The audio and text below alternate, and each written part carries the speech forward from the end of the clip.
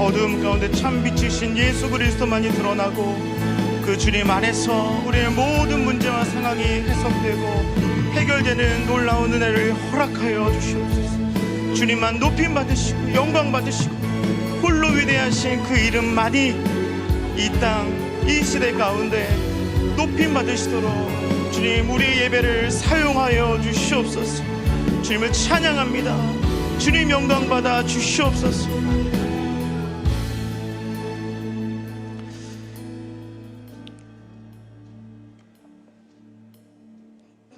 오직 주님만 영광 받아 주시옵소서.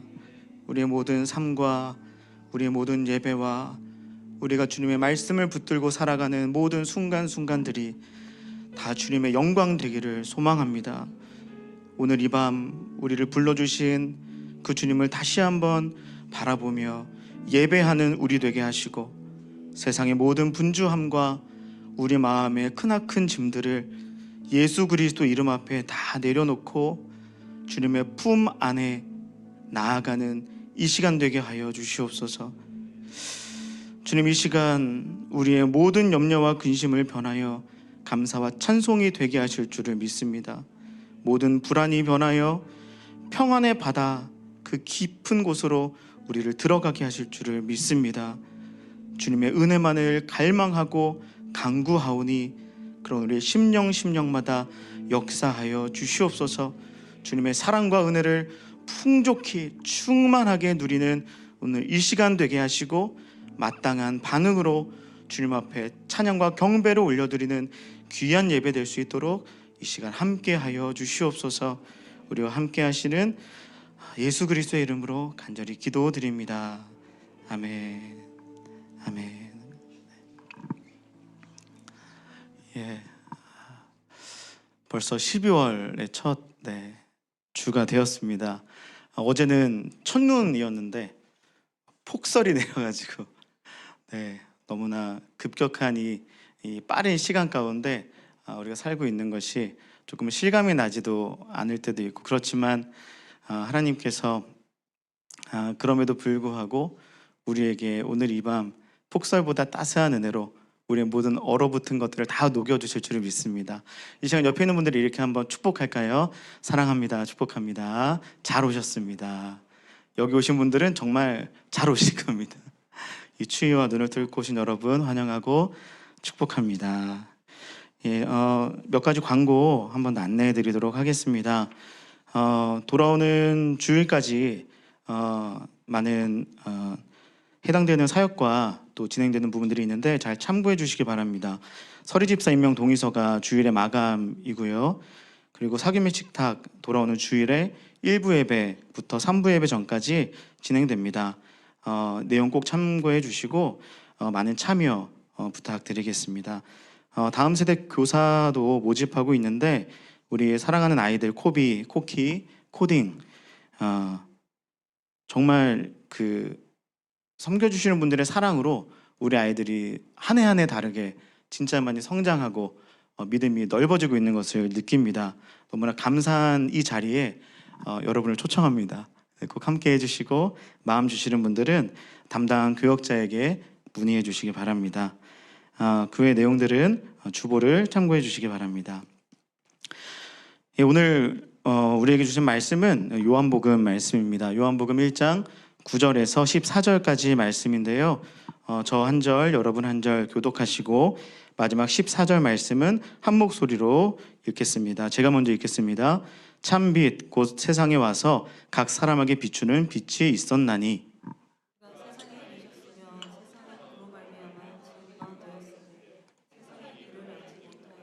자기 땅에 오매 자기 백성이 영접하지 아니하였으나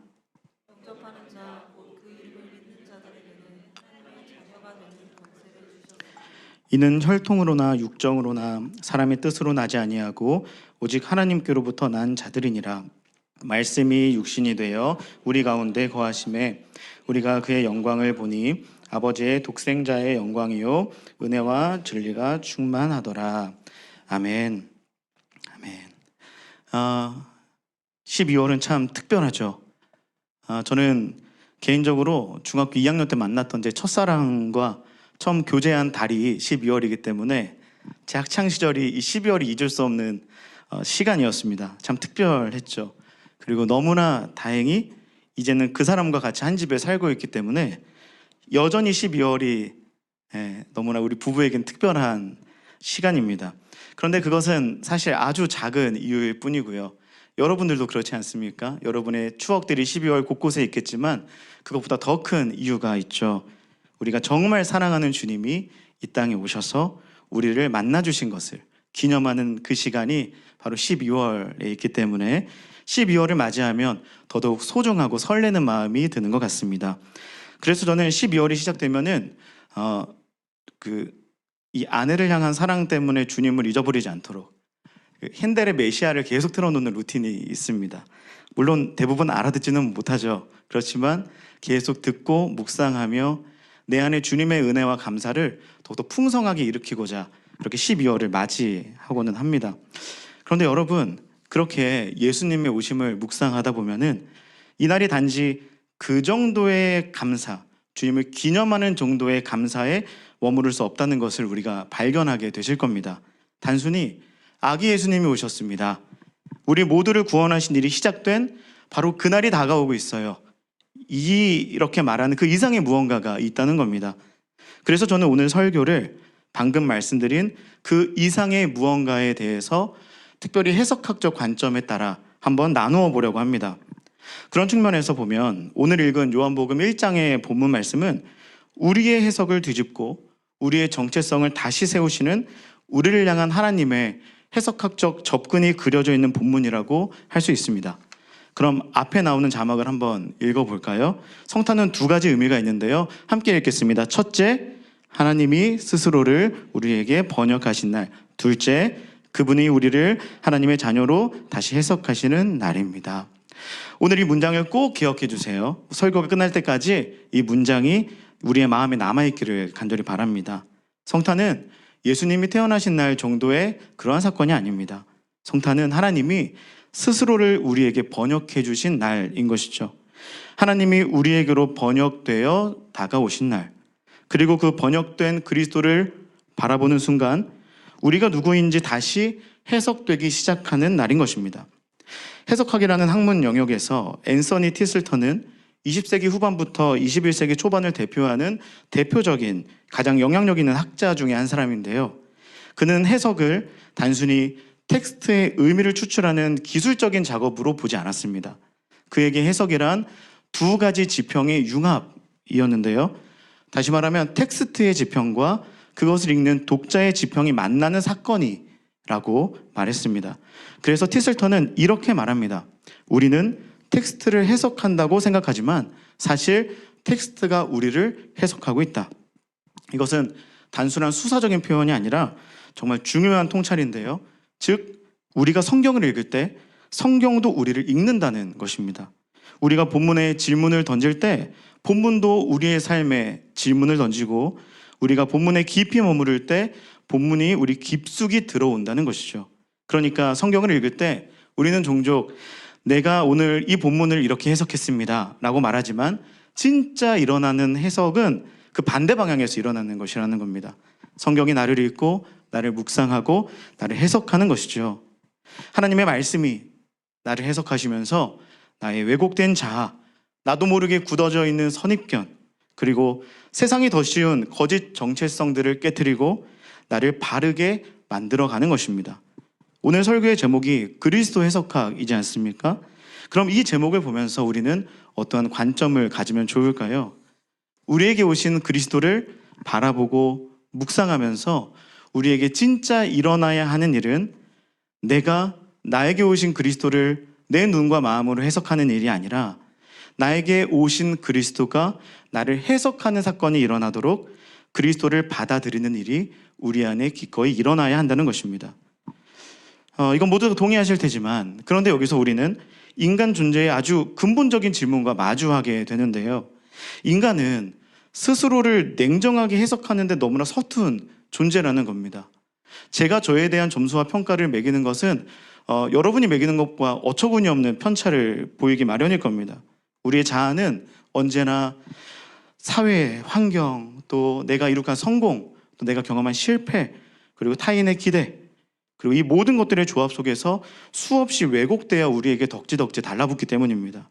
그래서 우리는 흔히 내가 나를 제일 잘한다 이렇게 생각하지만 사실 우리는 내가 해석한 나로 사는 경우가 대부분인 것이죠.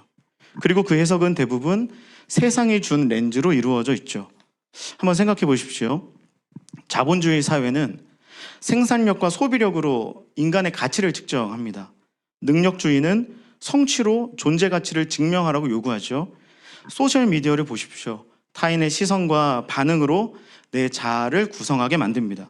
그리고 이런 이 시대의 모든 것이 우리의 자기 해석을 오염시키고 있다는 것을 우리는 부인할 수가 없는 것입니다. 그래서 우리는 거울을 보더라도 그 거울은 이미 세상의 왜곡된 프레임으로 둘러싸여 있는 것이죠. 거울 자체가 찌그러져 있는데 우리가 그 찌그러진 얼굴에 비친 모습을 보면서 아, 이게 진짜 나구나 라고 착각하며 살도록 한다는 것입니다. 여기서 저는 여러분께 한 가지 이야기를 소개하고 싶습니다. 혹시 여러분 요즘 화제가 되었던 드라마가 있는데 서울 자가의 대기업 다니는 김 부장 이야기 보셨습니까? 네. 통독은 잠깐 멈추더라도 이거는 꼭 보시는 분들이 다 보셨더라고요, 주변에. 저도 봤습니다. 원래 요약본을 한번 봤는데 너무나 이 시대의 이야기 공감이 되고 내 이야기인 것 같아서 제가 이렇게 출근할 때마다 이렇게 틀어놓고 보진 않았습니다. 틀어놓고 이렇게 다 완주를 했는데 이 내용이 이렇죠. 김낙수는 원래 이 김 부장은 김낙수라는 평범한 아이였죠. 그런데 학창 시절에 형과의 비교의식에 시달리게 되었고 그래서 좋은 대학에 들어가고 대기업에 들어가고 승진하고 연봉이 오르고 좋은 집에 살아가지고 내 가치를 증명하기 위해서 참 열심히도 삽니다. 그런데 그러던 그가 어느 순간 너무나 이상한 경험을 하게 되죠. 그 오랜 시간 동안 정말 열심히 살았는데 서울 자가의 대기업 다니는 김 부장이라는 타이틀이 김낙수를 결코 지켜주지는 못했다는 겁니다. 그는 오히려 서울 자가의 대기업 다니는 김 부장이라는 그 타이틀만 남은 채로 김낙수라는 이름을 잃어버리고 있었다는 것을 서서히 깨닫게 되죠. 그리고 마지막에 드라마가 어떻게 끝납니까?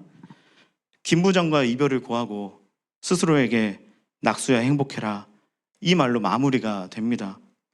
저는 이것이 단순한 캐릭터 설정이 아니라고 생각합니다. 이것은 오늘날 현대인의 정체성이 형성되는 과정에 대한 날카로운 분석이 들어가 있다고 생각해요. 왜냐하면 김낙수에서 김 부장으로의 변화는 자아 상실의 전형적인 서사이기 때문입니다. 인간은 타자의 인정을 통해서 자아를 형성하지만 그 인정의 기준이 왜곡될 때는 자아 형성 자체가 왜곡될 수밖에 없습니다. 김 부장은 세상이 제시한 성공의 기준을 자신의 존재 가치 증명 수단으로 삼은 것이죠.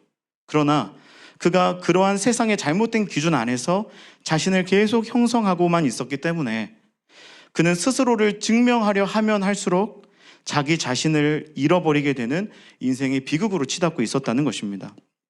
그런데 오늘 우리가 읽은 요한복음의 이 본문의 시대를 살아가고 있던 유대 그리스도인들도 사실 김낙수와 똑같은 정체성의 위기를 겪고 있었습니다.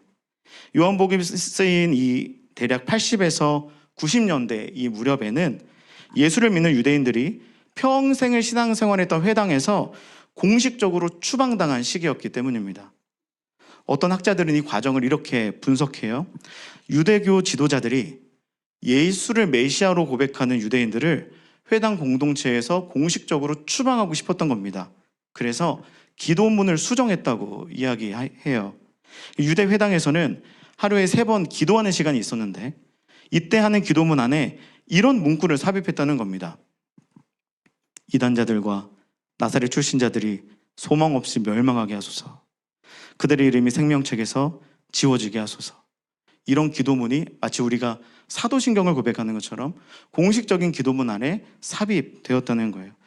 그러니까 예수를 주로 고백하는 사람들은 이 기도를 절대 드릴 수 없겠죠. 여기 나사렛 출신 이게 예수를 비방하는 말 아닙니까? 절대 드릴 수 없는 겁니다. 그러니까 기도하다가 이것이 나오는 순간 멈칫하거나 주저하지 않았겠습니까? 그런 사람들을 쫓아낸 것입니다.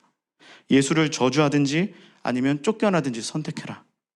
우리와 똑같이 기도하지 못하는 너희는 더 이상 유대인이 아니다 라는 거죠. 이 차갑고 폭력적인 양자택일의 칼날이 그들을 회당 밖으로 내동댕이 친 것입니다. 따라서 이 사건은 단순한 조직적인 분열이나 갈등 정도가 아니라 유대 그리스도인들 입장에서는 정체성의 뿌리가 뽑히는 존재론적인 위기였던 것이죠. 그리고 그들이 처한 이 존재론적인 해석 자체가 매우 모호해지는 이 위기 상황에서 요한을 통해 그들에게 주시는 말씀이 바로 오늘의 본문인 것입니다. 그래서 요한복음 1장은 단순히 요한복음의 서론이 아닙니다. 이것은 복음서 전체의 신학적 프레임을 설정하고 있는 해석학적인 열쇠이고 그들의 상황에 실제적으로 임하는 하나님의 음성인 것입니다. 그리고 특히 9절에서 14절 우리가 읽었던 바로 이 본문은 요한복음 1장에서도 아주 결정적인 전환점을 형성하는데 앞서 있는 1절에서 8절 말씀이 주님의 우주적인 차원을 선포하고 있는데 반해서 9절에서 14절은 그 말씀이 실제 역사 속으로 인간 세계 속으로 들어오시는 드라마를 전개하고 있기 때문입니다. 그리고 이 드라마의 핵심 주제가 바로 그리스도 영접을 통해 일어나는 정체성의 재정의인 것입니다. 그럼 이제 그 드라마 속으로 한번 들어가 볼까요? 요한은 9절 말씀을 이렇게 시작합니다. 함께 읽어볼까요? 9절입니다. 시작. 참 빛 곧 세상에 와서 각 사람에게 비추는 빛이 있었나니. 여기서 참이라는 단어가 있죠. 이것은 그저 진짜 가짜를 구분하는 정도로 쓰인 것이 아닙니다. 여기 쓰인 이 헬라어 알레티논이라는 단어는 진짜라는 뜻을 넘어서 완전한 근원적인 원형이라는 의미를 담고 있는 것이죠. 그래서 본문이 말하는 참 빛은 이런 뜻입니다. 세상이 본래 무엇으로 해석되어져야 하는지를 보여주는 완전하고 근원이며 원형의 빛이다. 바로 여기서부터 여러분 이미 해석학적 관점이 요구되는 것입니다. 왜냐하면 사람은 스스로를 비출 수 없기 때문이죠. 스스로를 해석할 수 없습니다. 빛이 와야 비춰지는 것이고 말씀이 임해야 해석이 된다는 것이죠. 내 해석이 아니라 빛의 해석이, 말씀의 해석이, 주님의 해석이 절대적으로 필요한 존재라는 것입니다. 그런 빛이 비춰졌을 때 그때 드러난 인간의 모습은 어떠하던가요? 이어서 10절에서 이 본문은 아주 냉정하게 말합니다. 이것도 한번 함께 읽어보겠습니다. 시작. 그가 세상에 계셨으며 세상은 그로 말미암아 지은 바 되었으되 세상이 그를 알지 못하였고. 아멘. 이 문장의 아주 비극적인 아이러니를 한번 주목해 보십시오. 세상을 창조하신 분이 이 땅에 오셨는데 세상이 그분을 알아보지 못합니다. 우리 이야기니까 이게 이상하게 보이지 않을 수 있는데 이거는 단순한 얘기가 아닙니다. 한번 생각해 보십시오. 그 존재의 자리와 피조물의 자리가 완전히 뒤바뀌어 버린 겁니다. 창조주의 자리와 피조물의 자리가 뒤바뀌어 버린 것이죠. 하나님이 기준이셔야 되는데 피조물인 우리가 우리의 기준으로 지금 행하고 있는 것입니다. 피조물인 우리가 하나님을 평가하고 있고 하나님을 거부하고 있는 이러한 선택과 판단을 하고 있는 것이죠. 왜 이런 일이 벌어졌을까요? 실제 예수님이 어둡게 어스무리하게 오셨기 때문일까요? 그렇지 않습니다. 세상의 해석 능력이 무능한 상태였기 때문에 참 빛을 보고서도 여전히 어두움을 택하는 것입니다. 즉 말씀은 이렇게 말하고 있는 셈이죠. 빛이 문제인 게 아니다. 그 빛을 해석하는 인간의 오염되어 있는 정체성이 이러한 일을 만들었다라고요. 사람에게는 선입견이 있다는 겁니다. 사람은 자기 욕망으로 본다는 것이죠. 그래서 내가 보고 싶은 방식으로 보는 겁니다. 그러므로 빛이 와도 내가 그것을 보고 싶지 않으면 그것을 바라보지 않을 수 있는 겁니다. 이것이 요한복음이 말하는 비극이고 유대 그리스도인들을 회당에서 쫓아낸 자들의 비극이고 김 부장이 겪고 있는 비극이기도 하면서 이 시대에 우리 모두가 겪을 수 있는 비극인 것입니다. 이어서 11절은 더욱더 구체적인 비극을 전하는데요. 11절 말씀입니다. 자기 땅에 오매 자기 백성이 영접하지 아니하였으나. 여기서 자기 땅과 자기 백성이라는 표현을 한번 보시죠. 여러분 한번 이렇게 생각해 보셔요. 만약에 제가 길을 가다가 낯선 사람을 만났습니다. 그 사람이 저에게 무슨 이야기를 합니다. 그럼 제가 주저하고 의심하고 거절할 수도 있지 않습니까? 낯선이와 낯선이 사이에서 이러한 일이 일어나는 것은 어쩌면 당연할 수도 있습니다. 예상 가능한 일이에요. 그렇지만 자기 것이 주인을 배척하는 것, 이거는 정말 아이러니한 비극이라고 할 수 있겠습니다. 회당에서 쫓겨난 유대 그리스도인들은 영적인 가족을 잃었습니다. 소속을 잃었습니다. 종교적인 정체성도 잃었죠. 너희는 더 이상 우리 민족이 아니다. 어제까지, 방금 전까지 같은 민족이었는데도 너희는 배교자다, 이단이다. 이 메시지와 함께 그들은 자기 땅에서, 자기 공동체에서 버림받았고 자기 민족에게 거절당했습니다. 그런 유대 그리스도인들에게 하나님은 요한복음을 통해 이렇게 말씀하고 계시는 겁니다. 그것은 그리스도가 먼저 당하신 배척이라는 겁니다.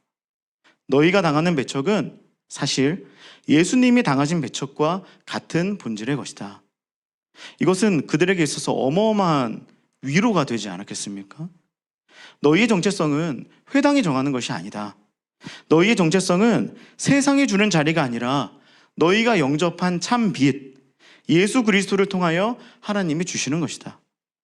유대 그리스도인들이 이 말씀을 처음 받았을 때 그들은 먼저 오셔서 이미 그 일을 경험하시고, 그렇지만 그럼에도 주님의 말씀으로 본인의 정체성을 지키시고 사명을 완주하셔서 우리에게 이 복음의 영광을 주신 예수 그리스도를 떠올렸을 것입니다. 그리고 그 주님으로 인해 하나님 위로를 경험했을 것입니다. 그런데 여러분, 이 지점에서 한번 생각해 보면 좋을 것 같습니다. 예수님은 왜 거절당하셨습니까? 예수님이 먼저 이 일을 경험하셨다면 그것이 의미 있어야 지금 겪는 나에게도 의미 있는 것 아닙니까? 주님은 왜 거절당하셨을까요? 이 질문에 대한 답은 예수님이 자기의 정체성을 어떻게 규정하시는지를 보면 알 수 있습니다. 세상은 이 땅에 오신 예수님을 정치적 메시아로, 경제적 풍요의 상징으로, 군사적 지도자로 해석하려고 했습니다. 그러나 예수님은 그 해석들을 단호히 거부하셨죠. 왜일까요? 예수님은 오직 말씀으로만 자신을 규정하셨기 때문입니다. 기록되었으되, 기록되었으되, 기록되었으되. 기억하시죠? 광야에서 사탄이 제시했던 그 모든 다른 해석들을 예수님은 말씀으로 완강히 거절하십니다. 그리고 오직 하나님의 말씀만을 자신의 정체성의 기준으로 삼아서 모든 고난을 넘어 사명을 온전히 이루는 삶을 우리에게 본으로 보여주셨죠. 여러분, 이처럼 정체성은 붙잡는 것이 아니라 받아들이는 것입니다. 내가 잘 붙잡고 있다고 해서 잘못된 정체성이 더 안전하거나 올바르게 바뀌는 것이 아니라는 겁니다. 무엇을 받아들이느냐가 훨씬 더 중요한 것이죠. 예수님은 이 세상에서 단 한 번도 스스로를 증명하려 하지 않으셨습니다. 오직 아버지만 나타내셨죠.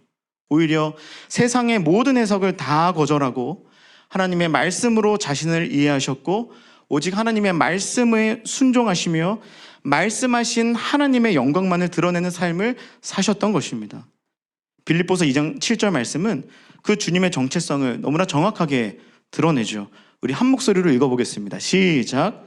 오히려 자기를 비워 종의 형체를 가지사 사람들과 같이 되셨고. 예수님은 세상에 요구하는 그 모든 것들로부터 자기를 다 비워내시고 끝까지 주님의 종, 말씀의 종으로 사신 겁니다. 따라서 이 그리스도를 생각할 때 그리스도인의 자기 비움이란 사실 세상이 부여한 정체성, 그것으로 규정된 나, 그래서 나 본연의 자아가 상실되는 것이 아니라 실제 진정한 정체성이 완성되는 것이라는 겁니다. 사랑하는 여러분, 우리가 주님 안에서 세상의 것들을 과감히 버릴 때 그때 우리는 모든 것을 잃어버리는 것 같지만 그때 우리 안에 내주하시는 성령님께서 그 비워진 곳에 가장 충만하게 역사하실 것을 꼭 믿으시기를 축복합니다. 이 시대의 수많은 김부장들은 세상이 주는 해석을 그대로 자기 정체성으로 받아들여서 살아갑니다. 연봉이 오르면 내 가치가 올라간다. 승진하면 내 존재가 증명된다. 직함이 나의 정체성을 규정한다. 하지만 여러분, 아무리 성공해도 그곳에는 절대로 진짜 자아 발견이 없을 겁니다. 거기는 자아 증명만 있을 뿐입니다. 그리고 자아 증명은 곧 자아 소멸로 이어지게 될 뿐입니다. 철학자 에리 프롬이란 사람은 소유 양식과 존재 양식이라는 개념을 소개하는데요. 소유 양식으로 사는 사람은 자신의 존재 가치를 외부 대상의 축적과 동일시하는 사람이라고 합니다. 그러니까 직위, 재산, 명예 이런 것들을 쌓는 것을 통해서 자신을 정의하려고 한다는 거예요.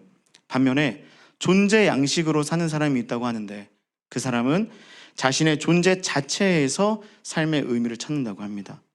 김 부장은 그러고 보면 철저히 소유 양식으로 살았던 사람이죠. 그래서 자신을 잃어버립니다. 그리고 회당에서 쫓겨난 유대 그리스도인들도 지금 이 기로에 서 있는 것이죠.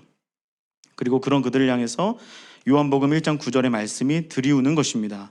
참빛, 곧 세상에 와서 각 사람에게 비추는 빛이 비춰지는 것이죠. 정체성의 상실을 경험하는 유대 그리스도인들에게 말씀이신 주님이 한 줄기 빛으로 임하시는 겁니다. 그리고 이렇게 말씀하셔요.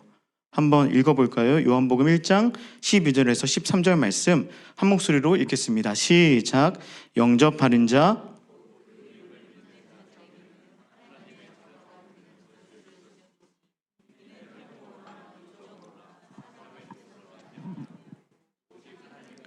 한 자들이니라.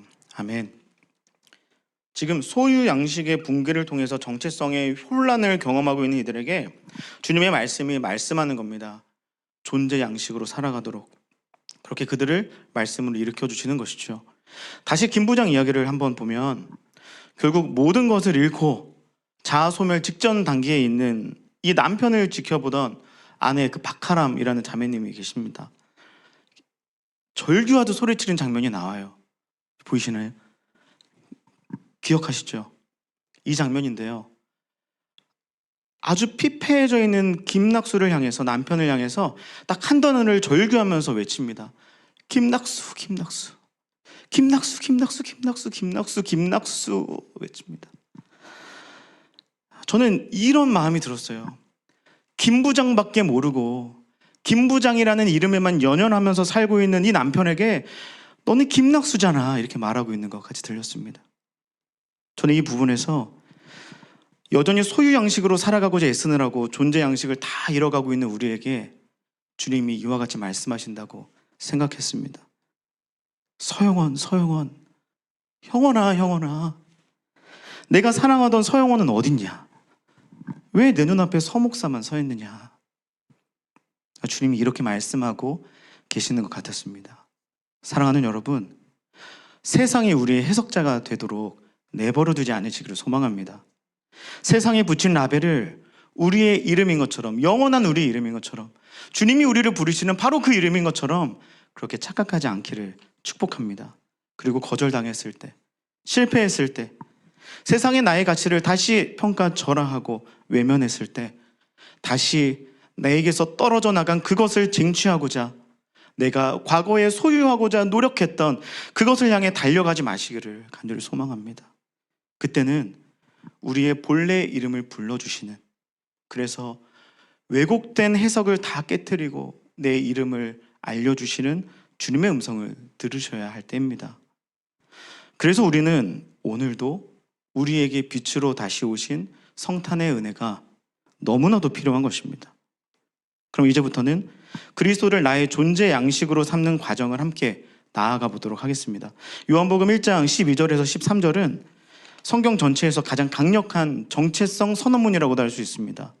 우리 한번 읽었는데 다시 한번 읽어볼까요? 시작. 영접하는 자, 곧 그 이름을 믿는 자들에게는 하나님의 자녀가 되는 권세를 주셨으니 이는 혈통으로나 육정으로나 사람의 뜻으로 나지 아니하고 오직 하나님께로부터 난 자들이니라. 아멘. 여기서 영접으로 쓰인 이 람바노라는 단어는 그저 예수님을 내 마음에 모십니다 이런 정도의 단어가 아닙니다. 그러니까 감정적인 것을 이야기하는 것이 아니에요.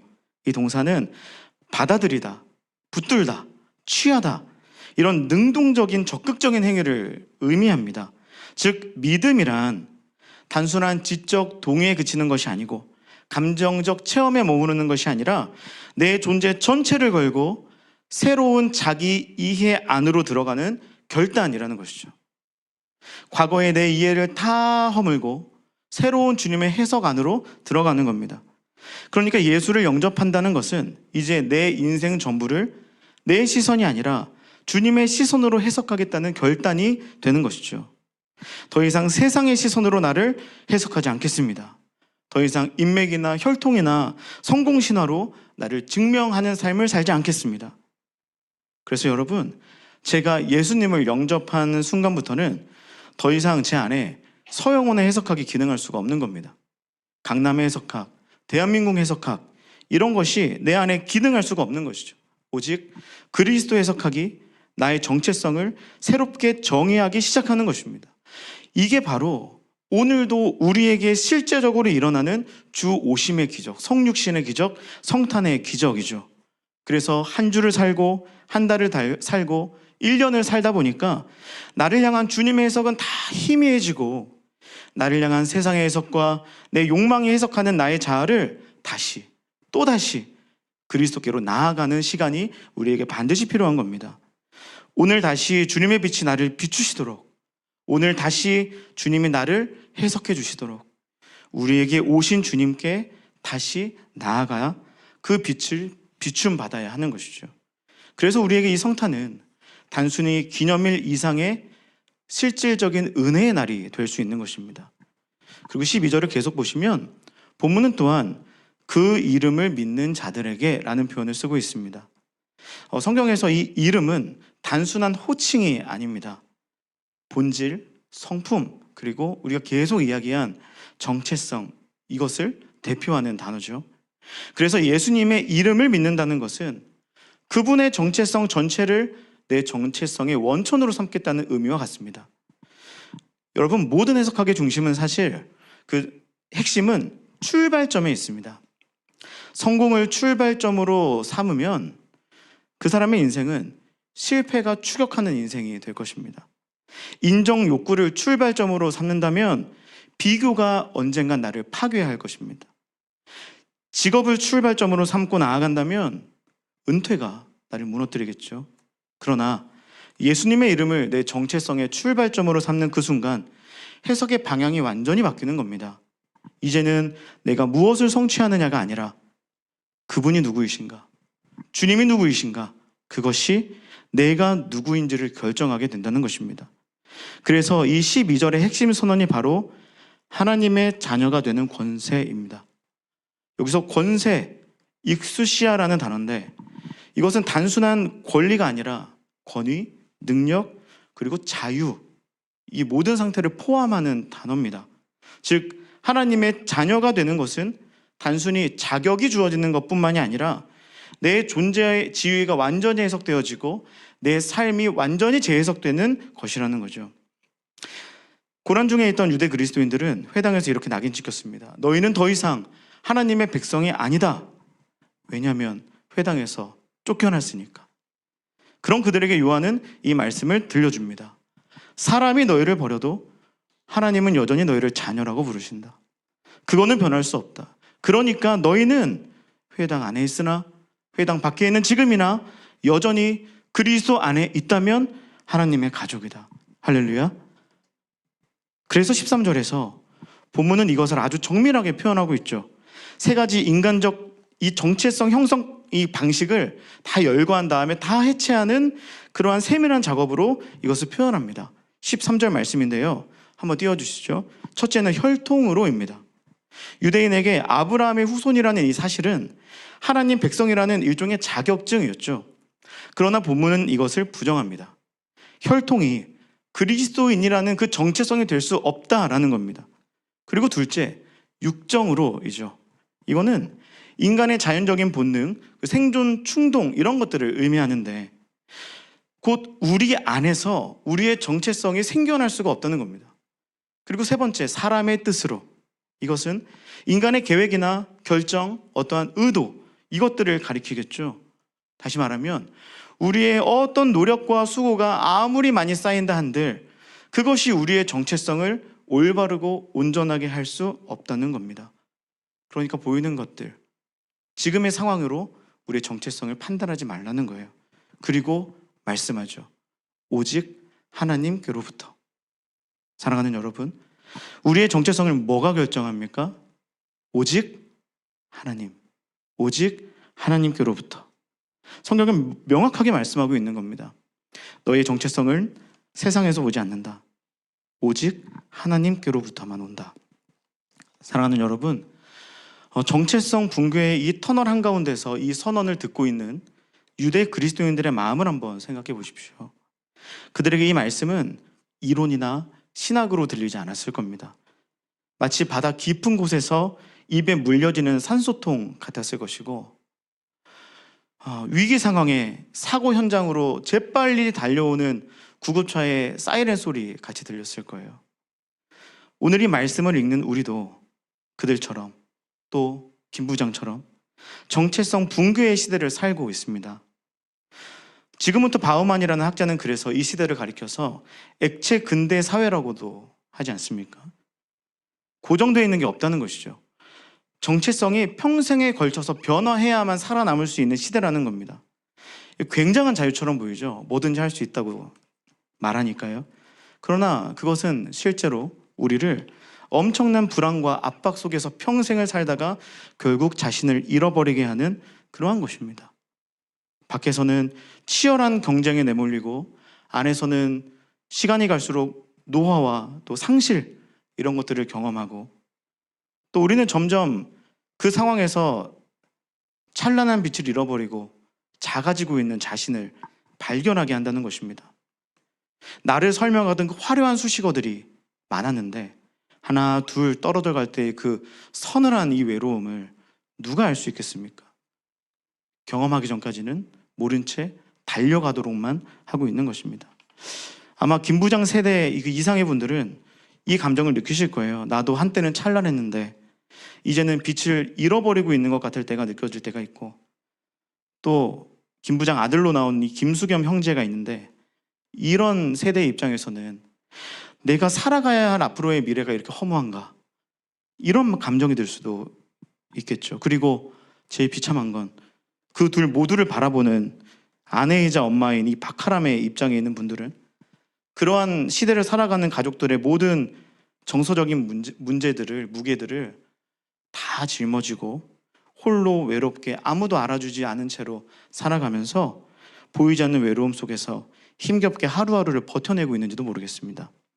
하지만 사랑하는 여러분, 모든 나의 껍데기가 벗겨진 그 벌거벗은 영혼의 자리에서 우리는 비로소 나의 존재의 근원이 되시는 진짜 아버지를 만날 수 있다는 것을 꼭 기억하셨으면 좋겠습니다. 제가 옷을 다 벗고 나서야 배꼽이 보이지 않겠습니까? 그럼 알겠죠. 나도 부모로부터 왔구나. 이것처럼 혈통도 육정도 사람의 뜻도 나에게 덕지덕지 달라붙어 있는 이 세상에 나를 규정하는 그 모든 것들도 아니라 오직 사랑으로 나를 낳으신, 나를 주의 자녀 삼으신 하나님 아버지를 이 모든 것이 발가 벗겨지는 그 순간 우리는 만날 수 있다는 것입니다. 사랑하는 여러분, 그렇게 이 상처 많은 인생 가운데서 우리에게 오신 예수 그리스도를 통해 우리 하나님 아버지께 나아가시는 은혜가 저와 여러분에게 있기를 간절히 소망합니다. 그럼 그럴 때 주님은 어떻게 하시겠어요? 너가 무엇을 하고 왔느냐 이렇게 말씀하시지 않겠죠. 그것은 세상의 평가입니다. 나를 힘들게 하는 이 세상에 치여서 상처 투성이로 나온, 발가 벗겨진 채로 나오는 우리를 안아주시면서 너는 내 것이다, 나의 아들이다, 나의 딸이다, 그렇게 우리의 진짜 이름을 불러주실 겁니다. 말씀을 맺겠습니다. 이제 우리는 요한복음 1장 14절, 성경 전체에서 가장 아름답고 놀라운 문장에 도착할 수 있습니다. 우리 14절 말씀을 함께 읽어볼까요? 시작. 말씀이 육신이 되어 우리 가운데 거하심에 우리가 그의 영광을 보니 아버지의 독생자의 영광이요 은혜와 진리가 충만하더라. 아멘. 한 문장씩 한번 볼까요? 먼저 말씀이 육신이 되셨습니다. 하나님이 스스로를 인간의 언어로 번역한 사건이죠. 무한하신 분이 유한함 속으로 들어오셨고, 영원하신 분이 시간이라는 문법 속에 갇혀서 사셨고, 상처와 눈물의 언어로 자기 자신을 드러내신 그러한 날입니다. 그리고 우리 가운데 거하심에, 여기 쓰인 단어가 스케네라는 장막이라는 단어인데, 하나님의 임재를 나타내는 이 쉐키나, 이가 같은 어근입니다. 그러니까 주님은 우리에게 그 영광의 모습으로 잠시 오신 것이 아니라는 거예요. 어떤 용건을 해결하기 위해서가 아닙니다. 우리 구원하시려는 목적 때문에 오셔서 그거 하고 가시면서 주변을 살피지 못하시고 우리를 살피지 못하시고 그러지 않았다는 거예요. 주님은 우리 안에 장막을 치시고 우리의 고난의 한가운데 오늘도 여전히 임재하고 계십니다. 버림받은 자리 가운데서도 우리와 함께 계시는 임마누엘의 이름으로 오셨고 지금도 그 자리에 우리와 함께 계시다는 겁니다. 사랑하는 여러분, 그래서 성탄은 세상의 거짓된 해석이 아니라 하나님이 우리를 다시 해석하시는 날입니다. 넌 실패자가 아니다. 넌 그럼에도 내 아들이다. 내 딸이다. 이 이름으로 우리를 새롭게 읽어주시는 날입니다.